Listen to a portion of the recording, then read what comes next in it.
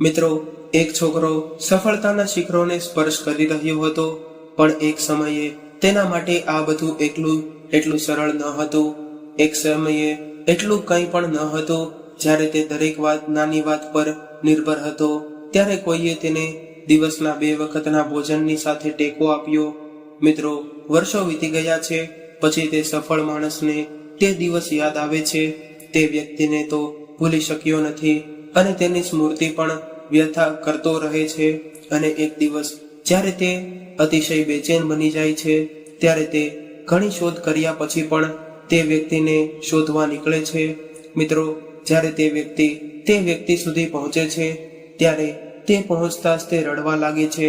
તેને એવું લાગે છે કે વર્ષોથી એક વિધવા સ્ત્રીએ 2 યુવાન પુત્રો એની રાહ જોઈ રહ્યા હતી.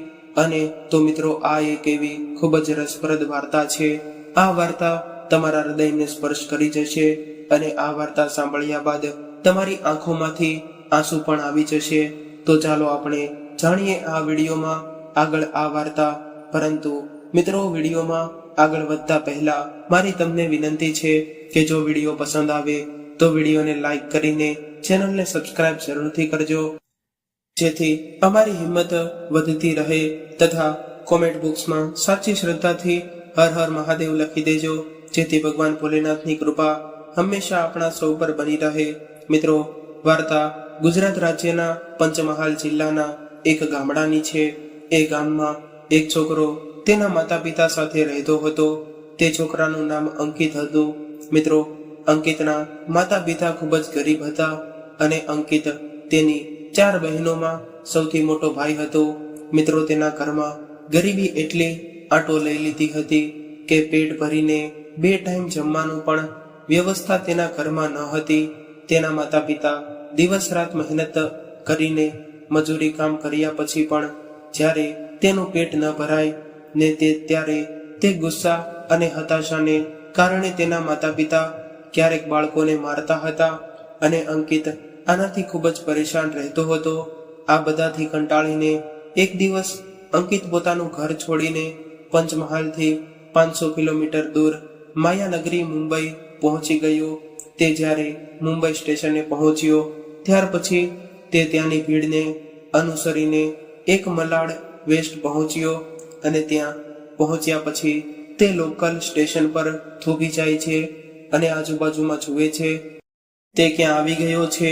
તેને કંઈ સમજાતું નથી. પરંતુ મિત્રો, તેને ચાલવું હતું, તેથી તે ત્યાં ચાલવા લાગે છે. ત્યાંથી ચાલતા ચાલતા તેને એક પાર્કમાં પહોંચે છે. મિત્રો, આ વર્ષ 2002ની વાત છે. ત્યારે તે છોકરાની ઉંમર માત્ર 12 વર્ષની હતી. ત્યારે તે પાર્કમાં જઈને બેસે છે. પાર્કમાં પહોંચીને ત્યાં તેણે જોયું કે કેટલાય બાળકો ક્રિકેટ રમતા હતા. તે પણ ત્યાં જાય છે. ત્યાં પહોંચે ત્યાં તે છોકરાઓ દ્વારા ટીમનું વિભાજન થઈ ગયું હતું. ત્યારે તે પણ તેમાં જોડાઈ ગયો અને તે બાળકો સાથે ક્રિકેટ રમવા લાગ્યો. પરંતુ ભૂખ અને તરસને કારણે તેની હાલત ખરાબ થઈ ગઈ હતી. મિત્રો, પાર્કમાં સિંચાઈ માટે પાઇપલાઇન લગાવવામાં આવી હતી. તેમાંથી પાણી નીકળતું હતું અને તે ત્યાં ગયો અને તેણે ત્યાંથી પાણી પીધું અને ફરી તે બાળકો સાથે રમવાનું શરૂ કર્યું. પણ જેમ જેમ સાંજ પડતી ગઈ તેમ બધા બાળકો પોતપોતાના ઘરે જવા લાગ્યા. દરેકને પોતપોતાની જગ્યા હતી, તેથી દરેક પોતપોતાના માતા પિતા પાસે પોતાના ઘરે જવાનું શરૂ કરે છે અને તે બાળક એકલો બધાને જોતો રહે છે. બધા ચાલ્યા ગયા અને અંકિત ત્યાં એકલો રહી ગયો. મિત્રો, ભૂખ અને તરસને લીધે તેની હાલત ખરાબ હતી. જ્યારે રાત પડી ગઈ હતી ત્યારે બધા પાર્કમાંથી બહાર નીકળવા લાગે છે અને ત્યાં અંકિત ત્યાં છુપાઈ જાય છે. અને ત્યારબાદ પાર્કનો ગેટ બંધ થઈ જાય છે. જ્યારે પાર્કનો ગેટ બંધ થઈ જાય છે ત્યારે તેને રાત્રે 10 વાગ્યે ખૂબ જ ભૂખ લાગે છે અને તે દિવાલ કૂદીને બહાર આવે છે. મિત્રો, રસ્તામાં ખોરાકની શોધ કરતી વખતે તે કંઈ જુએ છે કે એક વડાપાઉં વેચનાર ત્યાં પોતાનો સ્ટોક કર્યો હતો અને ત્યાં જાય છે અને ઊભો રહે છે અને દરેકના ચહેરાઓ તરફ જુએ છે. બધા વડાપાઉં ખાતા હતા. ત્યાં એક વ્યક્તિ હતો જે વડાપાઉંનું વડું ખાઈ રહ્યો હતો અને પાઉને ફેંકી રહ્યો હતો. ત્યાં અંકિત તેને લાચાર નજરે જોતો રહે છે. જ્યારે તે વ્યક્તિ તેની તરફ જુએ છે અને ત્યારે તે અંકિતને કહે છે કે શું તું ખાઈશ? તો તે એને હા કહે છે અને તે કહે છે કે હા, હું ખાઈશ. તે પછી તે વ્યક્તિ 4 વડાપાઉંના વડા ખાય છે અને અંકિતને પામ આપે છે અને તે ખાઈ જાય છે. અને તે પછી તે વિચારે છે કે તેની સાથે કોઈ લેવા દેવા નથી, મારે કોઈની મદદ કરવા કહેવું જોઈએ, પણ તેની કોઈની કહેવાની હિંમત પણ નથી. મિત્રો, વડાપાઉં વાળો રાત્રે 11 વાગ્યે નીકળી જાય છે અને ત્યારે તેને તે સુમસામ રસ્તા પર ડર લાગે છે. ત્યારે તે દિવાલ સાથે અથડાય છે અને પાર્કમાં પાછો આવે છે. તે એક બાકડા પર સૂઈ જાય છે. મિત્રો, તે બાકડા પર સૂવે છે પણ મચ્છરોને કારણે તે ઊંઘી શકતો નથી. તેઓ તેમને કરડવાથી પરેશાન કરતા હતા અને તે તેની મમ્મીને યાદ કરતો હતો અને તે મમ્મી કહીને રડવા લાગે છે. પણ તેનો અવાજ સાંભળનાર અને તેનું દર્દ સમજનાર માટે ત્યાં કોઈ ન હતું. હવે સવાર થઈ ગઈ હતી. લોકો પાર્કમાં આવતા જવા લાગ્યા હતા. તે પણ ઊભો થયો અને પછી વિચારવા લાગ્યો કે હું ક્યાં જાઉં છું. તેને ખૂબ જ ભૂખ પણ લાગી હતી. તેણે 2 દિવસમાં ફક્ત પાઉં જ ખાધા હતા અને તે પછી તેણે જોયું કે કેટલાય લોકો પાર્કના એક ખૂણામાં કબૂતરને દાણા નાખી રહ્યા હતા. ત્યારે તે ત્યાં જાય છે અને ત્યાં ઊભો રહે છે અને થોડા સમય પછી જ્યારે તે બધા લોકો ત્યાંથી ચાલ્યા જાય છે ત્યારે તે આજુબાજુમાં જુએ છે તો કોઈ નથી ને ત્યારે આજુબાજુમાં કોઈ ન હતું. ત્યારે તે ત્યાં બેસીને કબૂતરો માટે આપવામાં આવેલ અનાજ ખાવાનું શરૂ કરે છે. પરંતુ મિત્રો, તે બાજરી ખાય છે અને જે કંઈ પણ ઘઉં હતા તે કાચું અનાજ હતું તે થોડું ખાય છે અને બાકી ત્યાંથી તે બહાર જાય છે અને લગભગ મલાડમાં કામ શોધમાં અંકિત 2-4 કિલોમીટર અહીં ત્યાં ફરવા લાગે છે અને ફરતા ફરતા તે થાકી ગયો અને ત્યાં પછી સાંજ થવા લાગી અને 5 વાગી ગયા. પછી તે પાર્કમાં પાછો ફર્યો.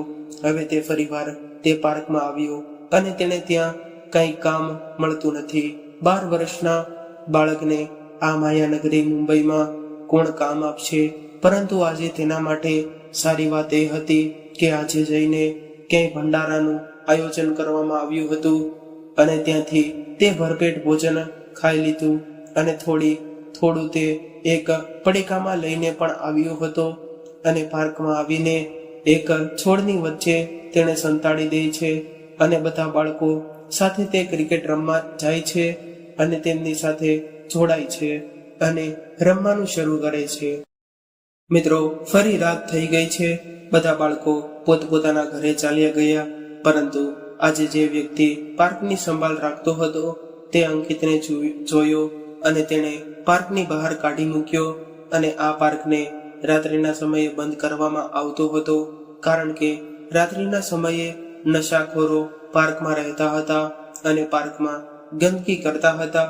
તેથી પાર્કને ખાલી કરીને રાત માટે બંધ કરવામાં આવ્યું હતું.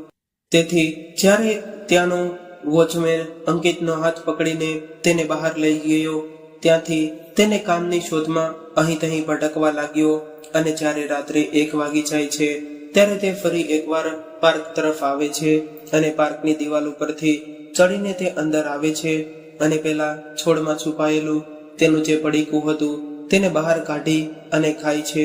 ત્યારબાદ ફરી સવાર થાય છે. મિત્રો, આવી રીતે તેના 5-7 દિવસ આમ જેમ પસાર થાય છે અને હવે તો તેની હાલત ખૂબ જ ખરાબ થઈ ગઈ હતી.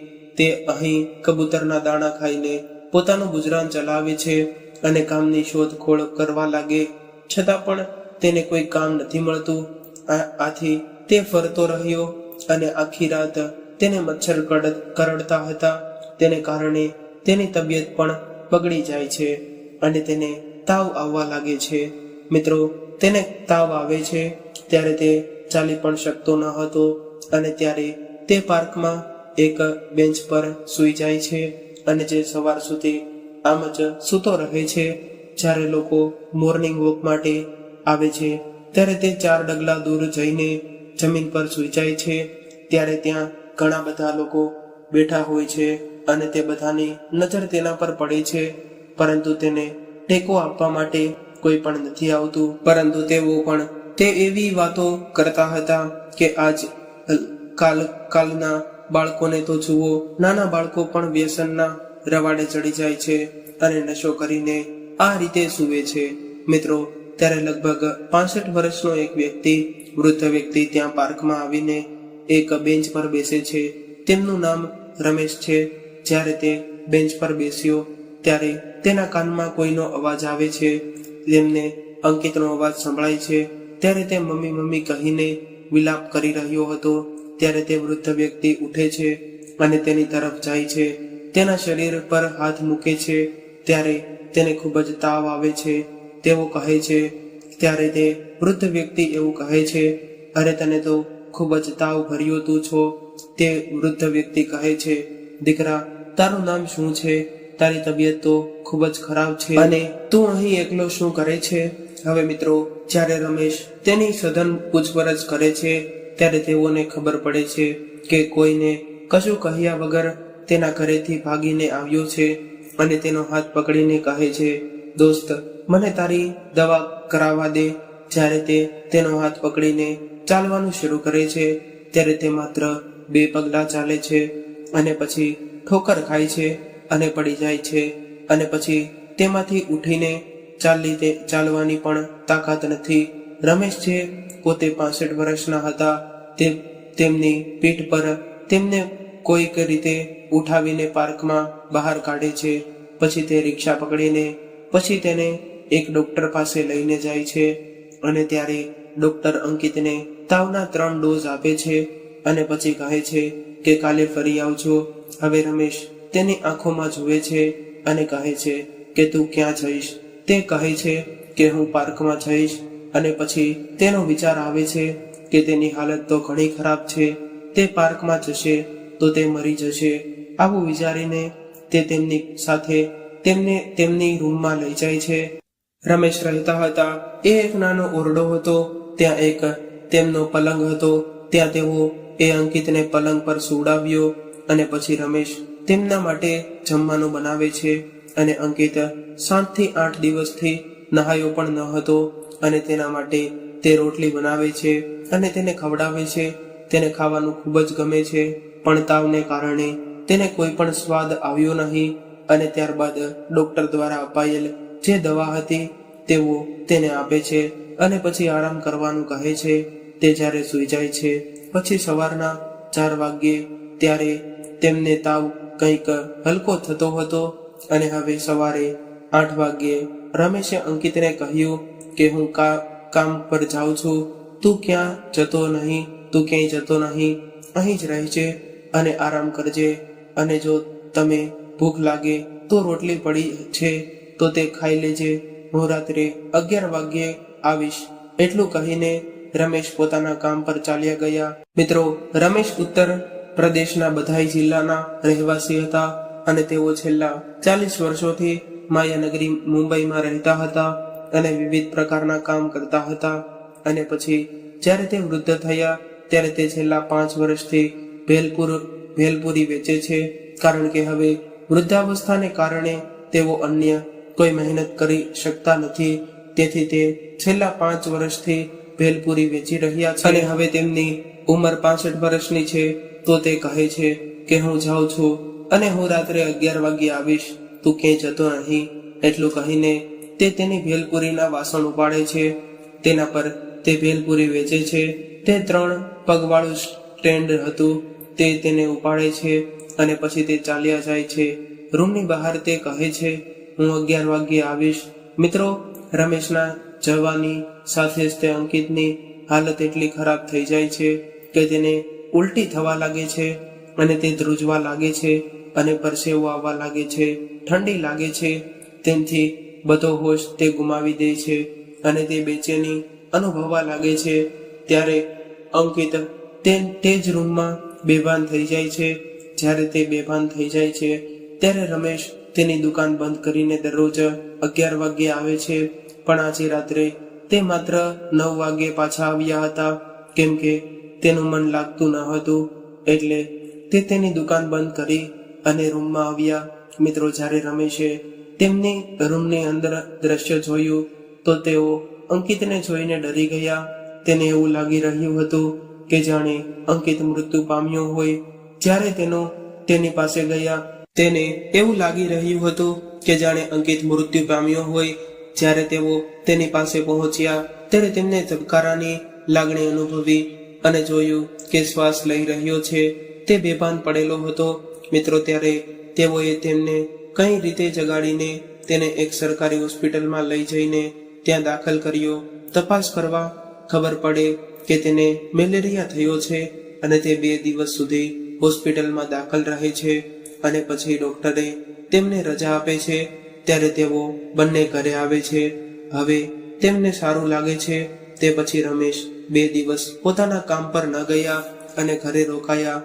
કામ પર રજા લીધી અને 4-5 દિવસ તેમની સાથે રૂમમાં વિતાવ્યા બાદ જ્યારે અંકિતની તબિયત થોડીક ઠીક થઈ જાય છે ત્યારે રમેશ તેમના માટે તે કપડાં લાવે છે અને તેને બરાબર મલમલ કરીને તેને સ્નાન કરાવે છે અને તેના શરીર પર તેલથી માલિશ કરે છે અને તે પછી કહે છે કે હવે હું કામ પર જાઉં છું અને જો તારે આવવું હોય તો આવ. ત્યારે અંકિત તરત જ તૈયાર થઈ જાય છે અને તે પછી તે રમેશની સાથે એક જગ્યાએ જાય છે અને જ્યાં તેઓ પોતાની ભેલપુરીની લારી મૂકતા હતા અને પછી રાત્રે 11 વાગ્યે આ 2 લોકો પાછા પોતાના ઘરે આવે છે. મિત્રો, આ રીતે 15 દિવસ વીતી ગયા હતા અને અંકિત હવે સંપૂર્ણ સ્વસ્થ થઈ ગયો હતો. પછી તેણે કહ્યું કે તું આ રીતે તારા ઘરેથી ભાગી આવ્યો છો તો તારા માતા પિતા ચિંતા કરતા હશે ને. હું તને એક વાત કહું, હવે તું ઘરે ચાલ્યો જા. મારી પાસેથી તું ભાડું લઈને જા, નહીં તો હું તને કોઈની સાથે મોકલાવી દઉં. મિત્રો, ત્યારે અંકિતને કહ્યું, ના બાબા, હું ઘરે નહીં જાઉં. હું અહીં જ તે રહીને કમાઈશ અને મને અહીં જ રહેવાનું અને કામ કરવું છે. ત્યારે રમેશ તેની ઉપર કોઈ દબાણ કરતા નથી અને તેઓ એવું વિચારે છે કે તે બાળક છે તો તે ક્યાંય ભાગી જશે તો વળી ચિંતા થશે અને આ માયાનગરીમાં હું તેને ક્યાં ગોતીશ. મિત્રો, પછી તેઓ કહે છે કે તું મારી સાથે કામ કરીશ. તો અંકિતે કહે છે કે હા બાબા, હું કામ કરીશ અને તમારું કામ ખૂબ જ મને ગમે છે. મિત્રો, પછી તે તેના માટે વાસણો પણ ખરીદે છે અને એક દુકાને જઈને તેને સેટ કરાવે છે અને તેને દુકાન ખોલી આપે છે. તે કામ કરતી વખતે તેને દરરોજના 50 કે 100 રૂપિયા કમાવા લાગે છે. તે બાબાને રસોઈ બનાવવામાં પણ મદદ કરતો હતો અને તેમનો સામાન લાવવામાં. આ પ્રમાણે બાબાએ પણ આ છોકરાને તેમને મળીને ઘણી રાહત અનુભવી હતી. રમેશે તેના ગામ જવા માટે ઘણીવાર કહ્યું હતું પણ તે ગામ જવા માટે તૈયાર ન હતો. હવે 4 મહિના વીતી ગયા હતા ત્યારે અંકિત તેની મહેનતથી કમાયો અને બાબા ખૂબ જ ખુશ થઈ ગયા અને કહ્યું હતું કે દીકરા, એક કામ કર કે હવે તારી પાસે પૈસા પૂરતા છે, હવે તો ઘરે જા. પરંતુ તેણે કહ્યું, બાબા, હું ઘરે નહીં જાઉં. હું આ રીતે કમાઈશ અને હું 6 મહિના નહીં જાઉં મારા ઘરે. પછી મિત્રો, રમેશને ચિંતા થાય છે કે તેમના પરિવારના સભ્યોને તેની ચિંતા થતી હશે. એક દિવસ તે અંકિતને કહે છે, અંકિત, ચાલ આજે આપણે ફરવા જઈએ. પછી ફરવા માટે તેઓ ગેટવે ઓફ ઇન્ડિયા ગયા, બીચ ગયા અને એલિફન્ટ આ ગયા અને આખો દિવસ ફર્યા. તે પછી તેઓ અમુક પ્રકારના ફોટા પણ ક્લિક કર્યા. પછી તેઓ ઘરે પાછા આવ્યા અને 10 દિવસ પછી તેઓએ કહ્યું કે અંકિત, હું ગામડે જાઉં છું તો મારી સાથે આવને, મારા પોતાના ગામમાં. પરંતુ અંકિતે કહ્યું, ના બાબા, મને અહીં કમાવા દો. આમ આપણે ગામડે જશું તો દુકાનની ઘરાકી બગડી જશે. તે કામ કરતો હતો અને પોતાની જવાબદારી સમજતો હતો. તેણે કહ્યું, ઠીક છે, જો તું નહીં આવતો તો તારા પૈસા મને આપ. મિત્રો, ત્યારે તે તરત જ તે રમેશને પૈસા આપે છે અને પછી રમેશ કહે છે, ઠીક છે, હું ગામ જઈ રહ્યો છું અને હું 1 અઠવાડિયામાં પાછો આવી જઈશ અને જે જગ્યાએ મેં દુકાન લગાડી છે ને હું ત્યાં આવું ત્યાં સુધી તું ત્યાં દુકાન લગાવજે, નહીતર કોઈ એ જગ્યા પર કબજો કરી લેશે. મિત્રો આ રીતે તેને છોડીને જાય છે અને તેને સૂચના આપે છે કે બહાર ક્યાંય ભટકતો નહીં, બહારની વસ્તુઓને ખાવી નહીં અને રૂમમાં આવીને બનાવી લેવું અને પછી જ તે ખાવું.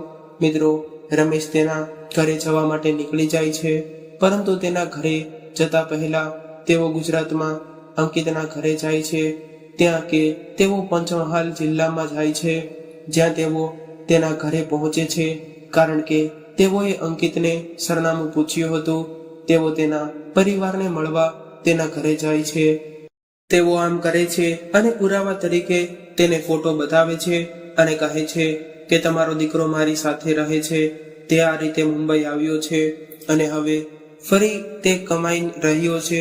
તેણે તમારા માટે 10,000 રૂપિયા મોકલાવ્યા. મિત્રો, તેની માતા તેને જોઈને રડવા લાગે છે.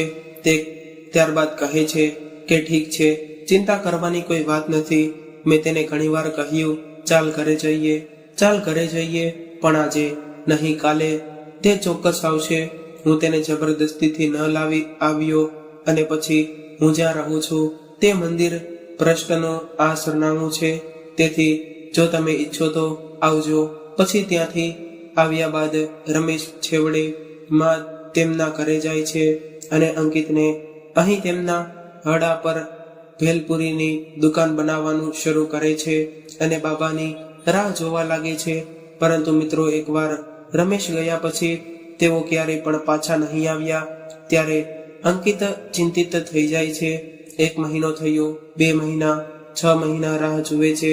તે 1 વર્ષ સુધી રાહ જુએ છે અને ત્યાં દુકાન બંધ છે અને જો મકાન માલિક આવે છે તો તે તેને ભાડા પણ ચૂકવે છે.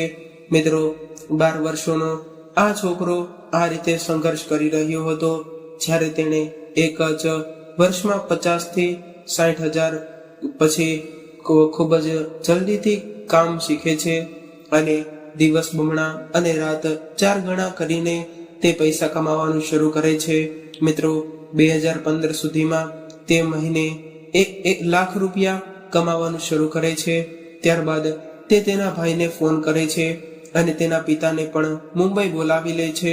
બધા લોકો સાથે મળીને કામ કરે છે. તેમનું કામ મુંબઈમાં અલગ અલગ જગ્યાએ થવા લાગે છે, પરંતુ તેમ છતાં રમેશની શોધમાં તે 2 મહિના, દર મહિના 15 દિવસે એ જ જગ્યા પર આવતો હતો જ્યાં તેઓ ઊભા રહીને ભેલપુરી બનાવતા હતા.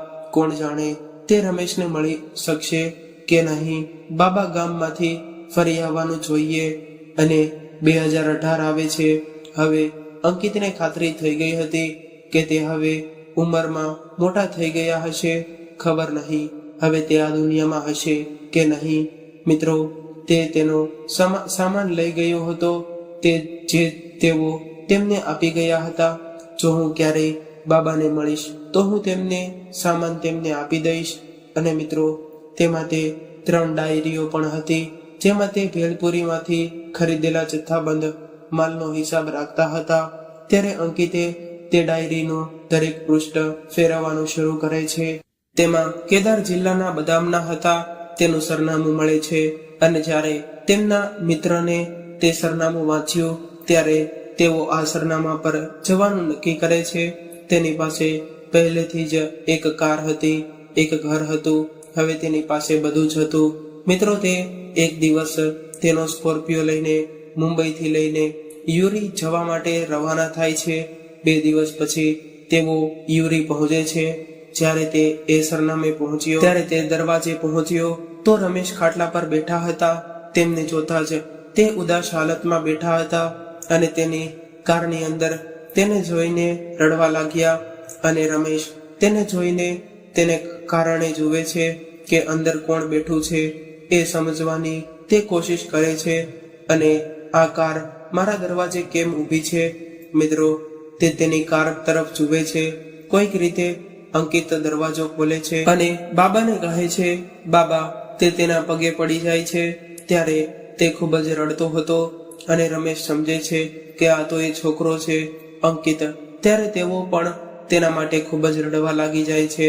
અને મિત્રો, રડવાનો અવાજ સાંભળીને ઘરની 4 મહિલાઓ બહાર આવે છે, જેમાંથી એક તેની પત્ની, એક તેની વિધવા પુત્ર વધુ અને 2 યુવાન પુત્રીઓ જ્યારે તે લોકો આવીને આશ્ચર્યની નજરે તેમની સામે જુએ છે ત્યારે રમેશ તેમને કહે છે કે આ જ છે અંકિત, એ છોકરો કે જેના વિશે હું તમારી સાથે વાત કરું છું.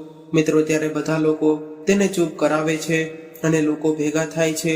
ત્યારે પછી આગળની વાર્તા ચકાસવામાં આવે છે. ત્યારે અંકિત કહે છે કે બાબા તમે ફરી મુંબઈ કેમ ન આવ્યા? હું વર્ષોથી તમારી રાહ જોઉં છું અને આજ સુધી હું તમારી રાહ જોતો રહું છું.